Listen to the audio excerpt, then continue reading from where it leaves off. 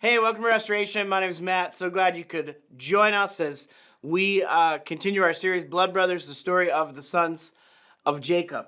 We started this series asking one question: can God use people from dysfunctional families?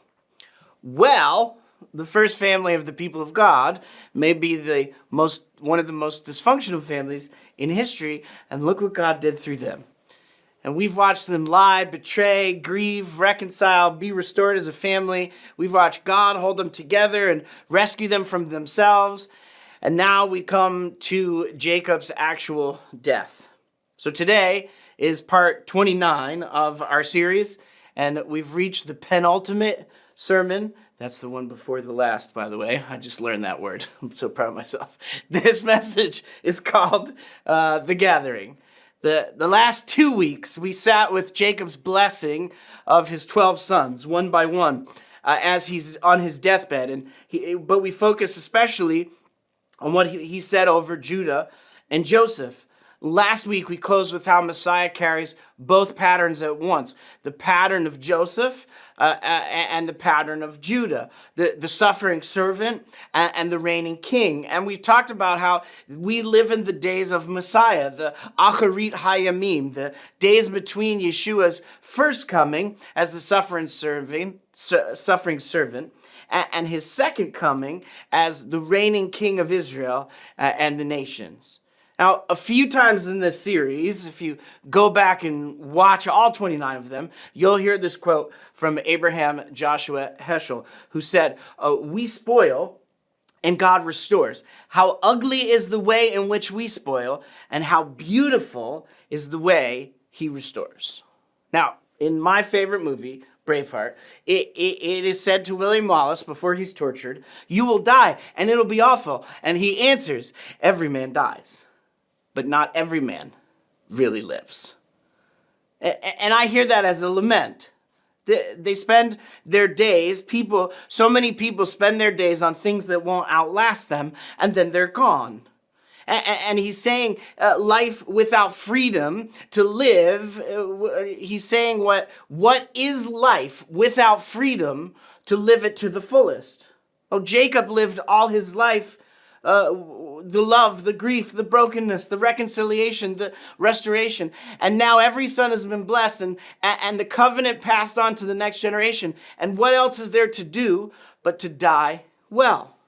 And we got to remember, Jacob, like us, didn't choose any of this, right? He didn't choose 22 years of grief. He didn't choose 17 years of living with his family restored. And he certainly didn't choose dying outside the land that God promised to his fathers. But God made him for this moment, and he chose what to do with it. In his death, he pointed everything towards the promise of God, restoring creation back to himself through this family. Now, John Sailhammer observed that the restoration of the Garden of Eden has been underneath this entire narrative in our series. Gan Eden is the place where God's presence was and human beings walked with God. That's where this whole story is headed, to paradise, to the place where everyone who loves the Lord will one day be gathered. So I want to show you how here at the end of chapter 29, with all 12 of his sons around him.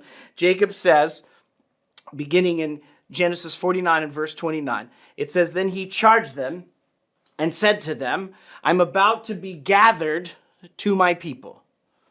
Now, this is a patriarchal death formula.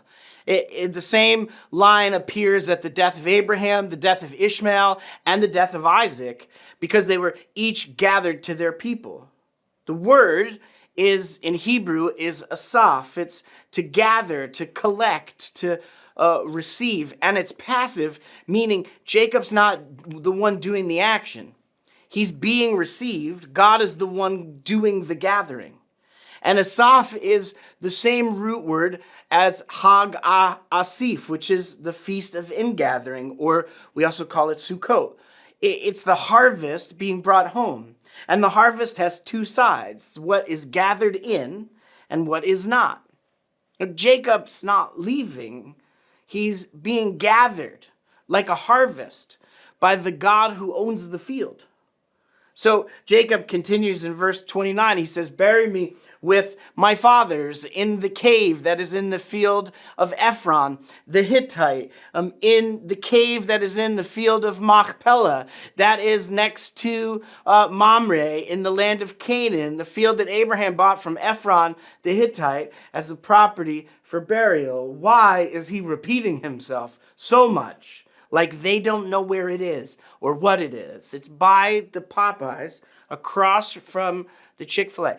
I don't know why they're all chicken restaurants. This cave and field is the only piece of land that the patriarchs ever legally owned in the Promised Land. And remember, Abraham bought it when Sarah died, and she was the first death in this covenant family. Now, Tim Mackey noticed something in the Hebrew, that the word cave, me'arah, is related to the Hebrew word for nakedness. And the word Machpelah, it means pair or doubling. So the name of this place is the cave of the naked pair. Now, when you hear the naked pair, who do you think of? Hopefully it's Adam and Eve, not somebody else. There is a field full of trees. Listen to this. There's a field full of trees, a naked pair, and the field was purchased from a man named Ephron, which in Hebrew means dusty, like the dust from which Adam was formed. Every element in Hebrew points in these chapters point back to the Garden of Eden. Abraham's burial plot is like this little mini Eden. And Jacob asked to be buried there with his fathers and mothers. Verse 31, there they buried Abraham and his wife Sarah. There they buried Isaac and Rebekah. And there I buried Leah. It's Leah. Leah's Star Wars. Abraham and Sarah. Watch how this works. There's two pairs. Abraham and Sarah. Isaac and Rebekah. Two pairs that are buried in the cave of the naked pair. And then Leah, not Rachel, she is buried, Rachel is buried near Bethlehem. Leah is the mother of Judah, and the line of Messiah runs through her.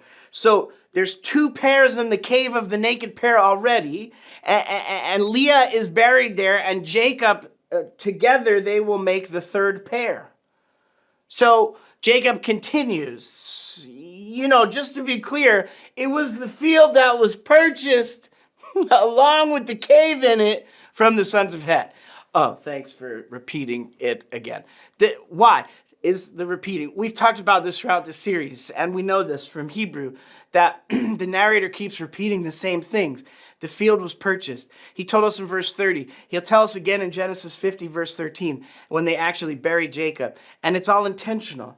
The narrator's doing what he's been doing since Genesis chapter 1. He's layering words and themes that echo across the whole story.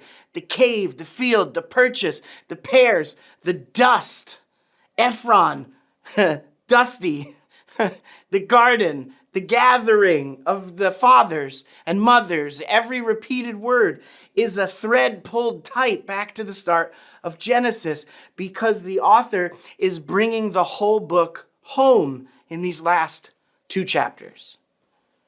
And then we finally come to Jacob's actual death in Genesis 49 and verse 33. When Jacob finished commanding his sons, he drew his feet up into the bed, then breathed his last,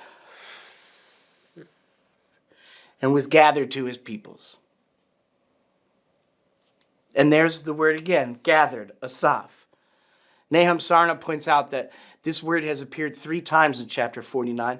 In verse 1, Jacob commanded his sons to gather together, asefu. In verse 29, Jacob declared of himself, ne-aseph, I am being gathered. And now in verse 33, the narrator confirms it, ve-ya-aseph, he was gathered. The chapter opens with the gathering and closes with the gathering. And Sarna calls it a literary frame for the entire testament of Jacob. And by the first century, and this is so interesting, by the first century, Jewish thought understood Gan Eden, the Garden of Eden, as the place where the righteous were gathered after death. a place to rest in the presence of God until the resurrection when everything is restored. That Jacob was gathered like a harvest, his body into this mini Eden of Machpelah, but his person into the real Garden of Eden. Genesis 50, verse 1, Joseph fell upon his father's face and he wept over him and kissed him. Now, the man who ran from the room weeping several times throughout this narrative could not contain himself again. He falls on his father's face, and he weeps. Now, grief is not the absence of faith. It is the honest response to loss.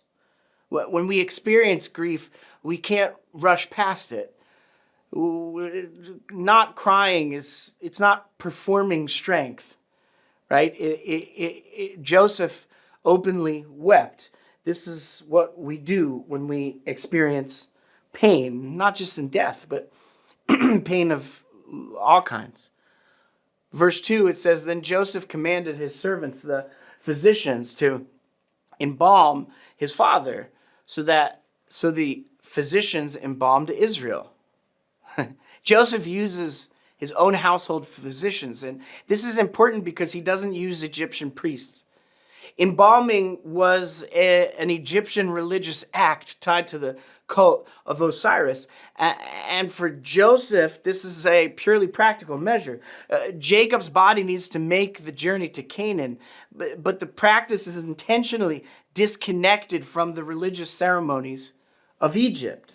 So he's embalmed, and it's interesting that it says, the physicians embalmed Israel, which is his father.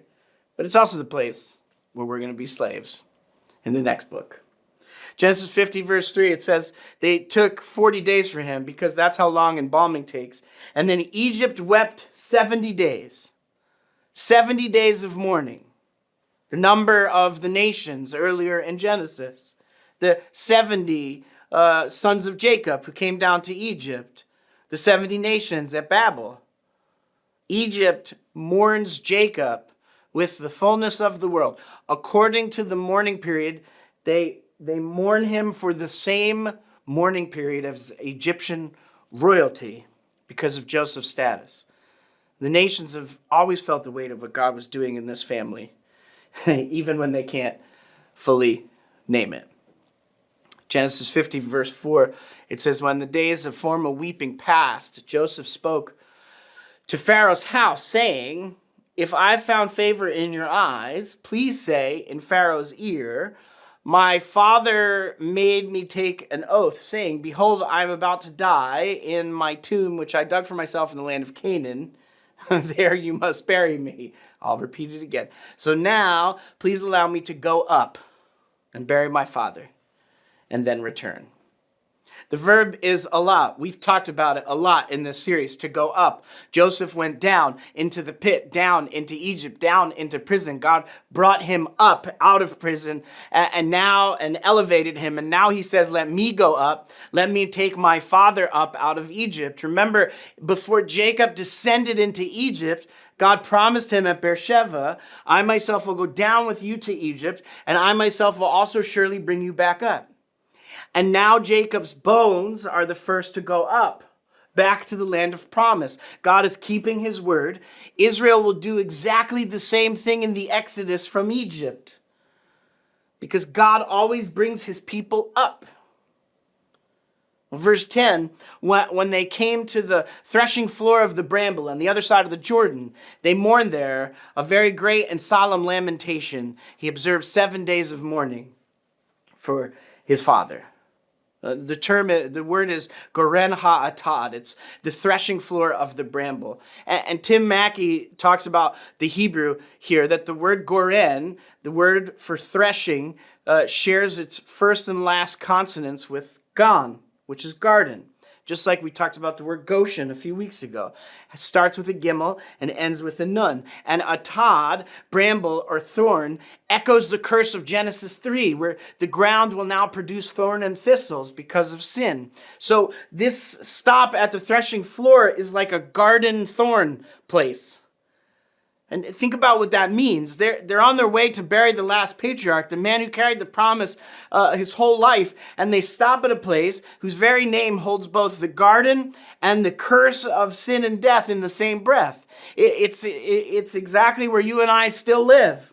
Between what God promised and what we're still waiting for. Between the garden and the thorn. Jacob made it back to the land, dead. The return everyone longed for is a funeral procession stopping at this garden thorn place. And it's there that they have 7 days of mourning, which in Jewish tradition we still call Shiva. The practice is ancient. It's actually older than this moment in Genesis. But here at the burial of the last patriarch, it's observed by Egypt and Israel together. Verse 12. Maybe the craziest sentence in this entire narrative. So Jacob's sons did for him just as he commanded them.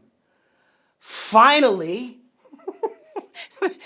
their father asked, and they did it. They did it. Wait, they did it together, and they did it without deception and without jealousy and without envy. They just did it together? Are you kidding me? They returned to Egypt as Jacob's bones rest in the cave of the naked pair, this mini Garden of Eden, pointing towards the real Garden of Eden. And the Garden of Eden, that where our story begins in Genesis 1, and also where it will ultimately end in Revelation, at the end of Revelation. They leave their father's bones there and they go back to Egypt.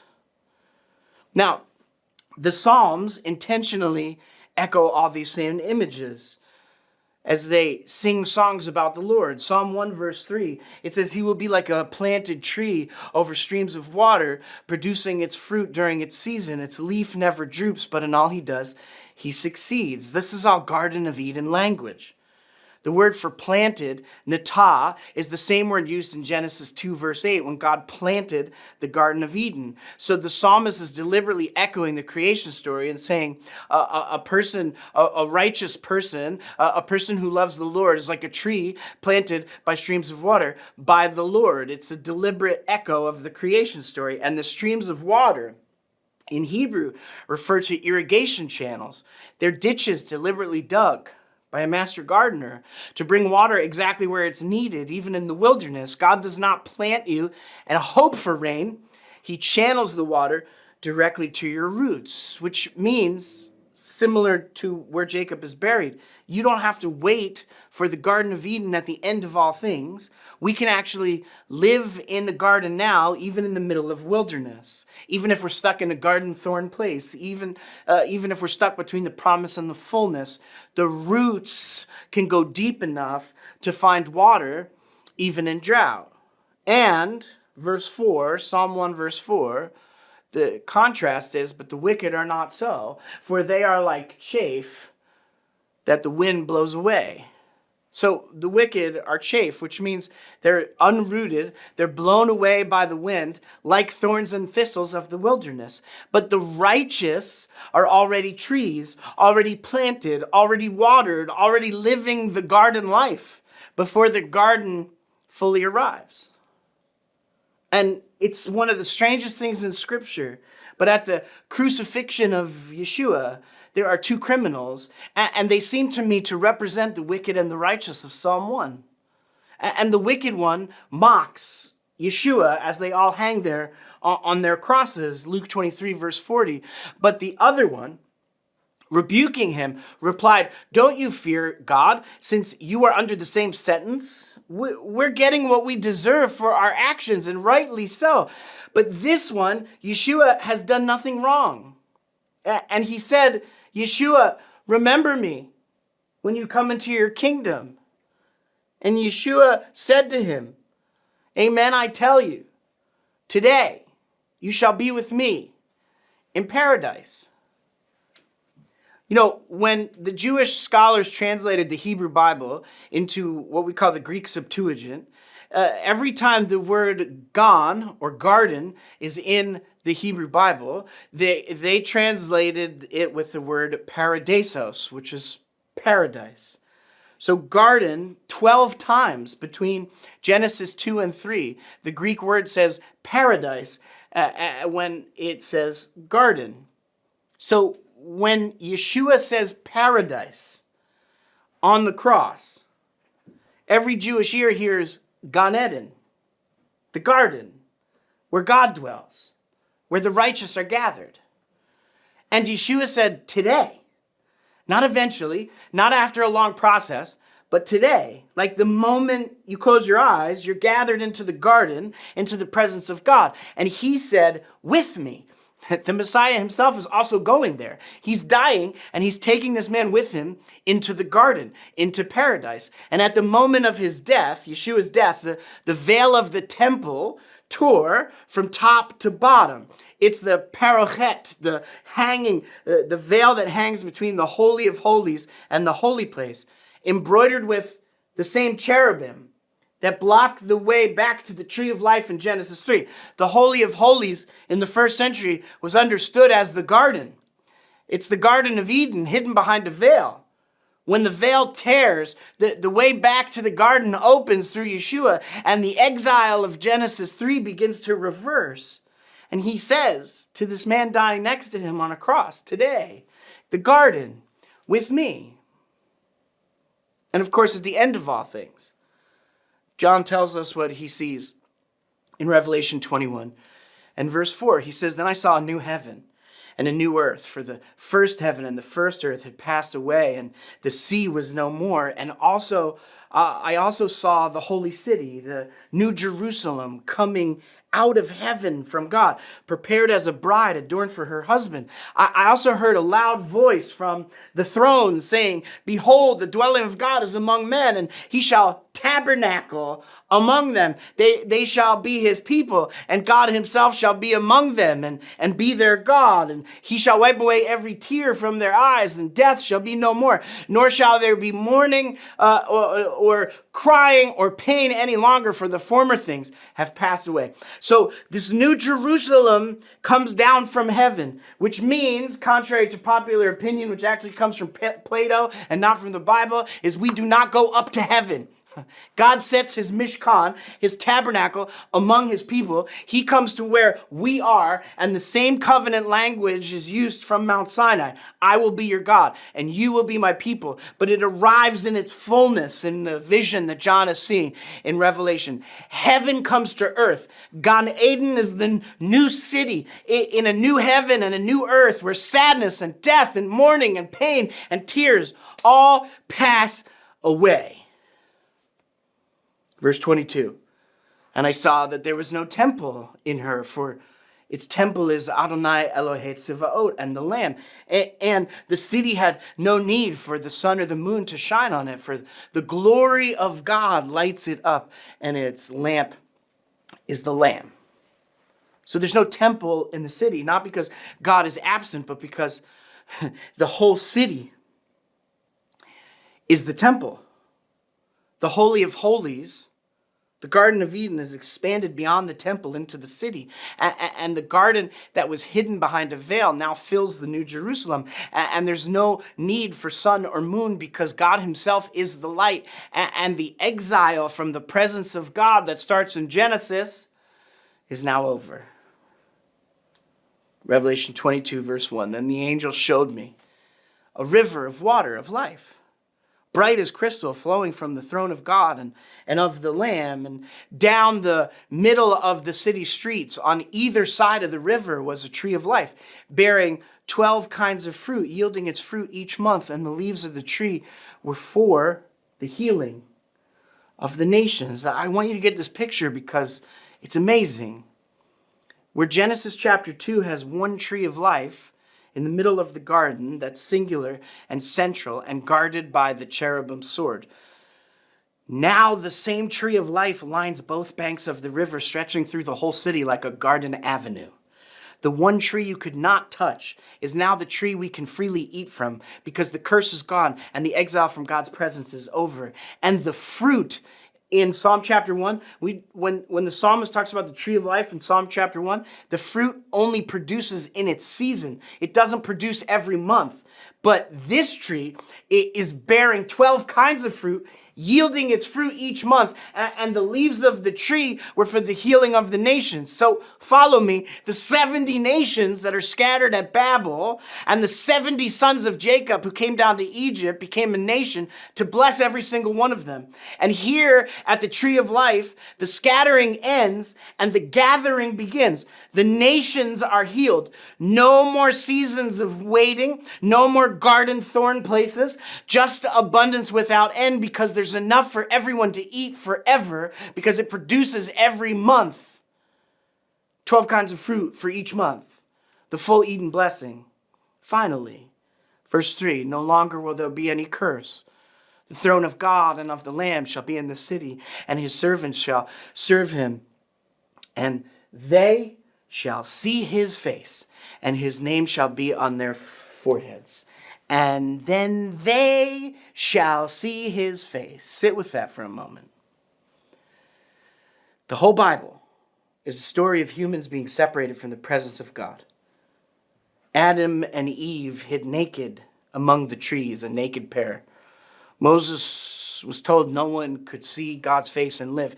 The high priest went behind the veil once a year alone on Yom Kippur, and here at the end of all things, they shall see his face. The entire story of exile and separation is resolved in 5 words. They shall see his face. The book of Genesis begins in a garden, and the end of Genesis is pointing back to that same garden. And the whole Bible is the story of God bringing his people home to Gan Eden in Revelation. Jacob wasn't leaving or just dying. He was being gathered home. And home is Gan Eden, the garden where God walks with his people, the place the whole Bible is moving towards, the place Yeshua opened when the veil tore and promised to a dying man with one word, paradise. In The Lord of the Rings, Frodo says to Gandalf, I wish it need not have happened in my time. And Gandalf answers, well, so do I. And so do all who live to see such times, but that is not for them to decide. What we have to decide is what to do with the time that is given us. So, my friends, what will you do with the time that you've been given? Look, Jacob decided from the pit to this moment, from the pit to the moment we're at in these chapters, it was 39 years. So long. But they got there. The first family of God, in all of its dysfunction, was still used by God to save the whole world, not despite the brokenness, but through it. And you might say, but I'm not perfect. I've made so many mistakes. And I would say to you, right, you have spoiled much. We all do. And the God who gathered Jacob is the God who restores what we spoil. How ugly is the way we spoil. How beautiful is the way he restores. And we live in the Acharit HaYamim, the days of Messiah, the time between Yeshua's first coming and his return. These are garden thorn days. And grief is not the absence of faith in them. It's the honest acknowledgement of where we are. Joseph wept. The text does not rush past the grief, and neither should we. And so, is there someone in your family that you've been angry with for too long? And as much as it depends on you, can I just encourage you to pursue reconciliation? Pick up the phone, write a letter, show up. And if the door's closed on the other side, then pray into it. Pray for that person. Pray for God to open a door. God is in the business of gathering what has been scattered, and he did it with this family in the scriptures, and he can do it with yours. Death is not the end. It is being gathered home. And home has always been and will always be a garden. And next week, we come to the final sermon of this series. The one these 29 weeks have been building toward, and I hope you will come back and finish out this series with us. I love you guys. See you next week.